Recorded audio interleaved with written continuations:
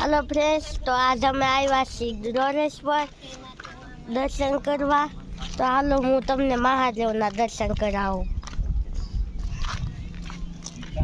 આ મારા મમ્મી છે, આ મારા પપ્પા છે।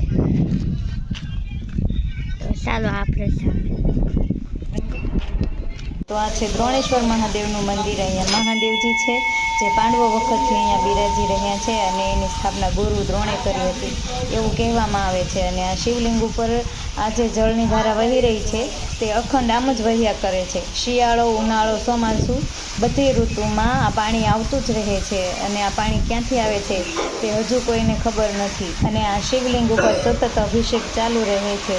તે ગુરુ દ્રોણે તપ કર્યું હતું અને ત્યારે આ શિવલિંગ જમીનમાંથી સ્વયંભૂ રીતે પ્રગટ થયેલ છે, એટલે અહીંયા જગ્યાનું નામ પણ દ્રોણ છે અને આ મહાદેવના મંદિરનું નામ દ્રોણેશ્વર મહાદેવ છે। આ મંદિરમાંથી પાણી ડાયરેક્ટ અહીંયા આવે છે આ ચાળીમાં અંદર, અને અહીંયાથી પાણી અહીંયા આવે છે કુંડમાં। અહીંયા લોકો સ્નાન કરતા હોય છે મહાદેવના અભિષેકના પાણીથી। મહાદેવનું અભિષેકનું પાણી છે આ। ધીમે ધીમે ઉતરશો, ત્યાં પગ છે ને શીખણા હોય, ત્યાં નહીં હોય છો ને, સારું જ છે, લાદી સારી છે।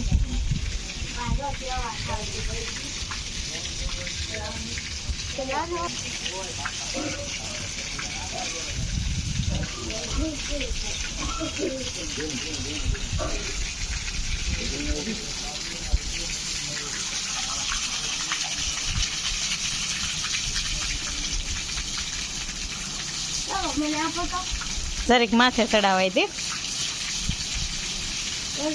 હા, ઠંડુ હશે ને પાણી, ઠંડુ હશે ને।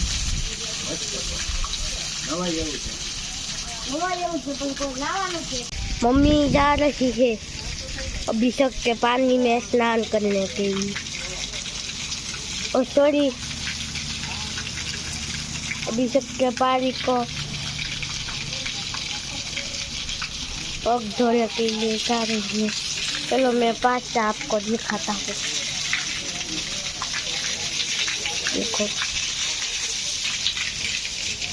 उधर मंदिर में से आता है, इधर निकलता है अभिषेक का पानी।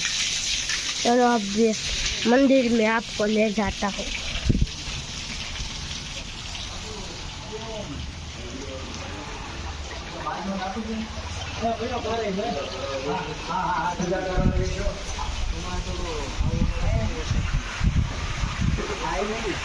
सतत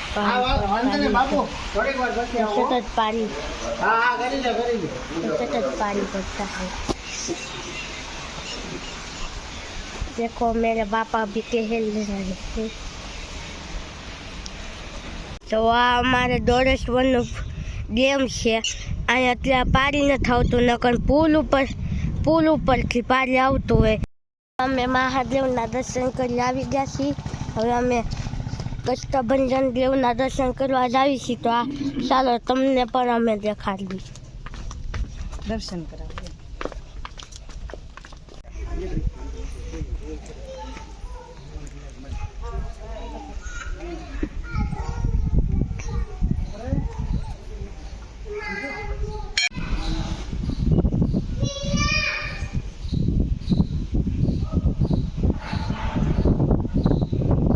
तेल के अभिषेक थाय। તમે અહીંયા સિક્કા નાખો તો અહીંયા પાઇપથી તેલ નીકળે। તો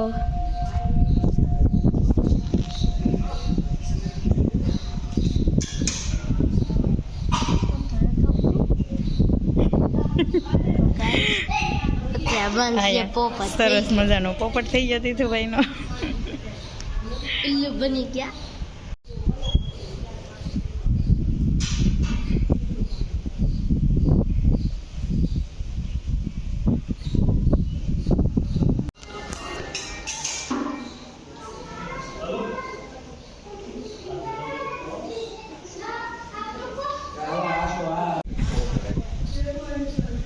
મસ્ત તળાવ છે આ।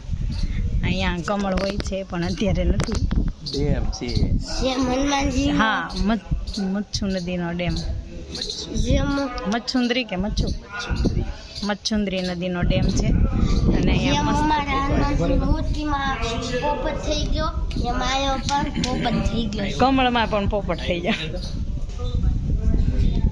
એ આ જો મસ્ત નજારો મચ્છુંદરી નદીનો છે. મચ્છુંદરી નદીનો ડેમ છે આ દ્રોણેશ્વર.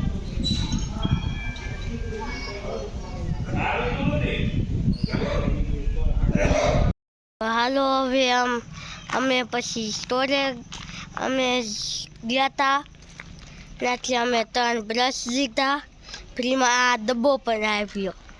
હવે અમે જાશું ઘરે અને આજનો બ્લોગ પૂર્ણ થાય છે. Tata bye bye see you.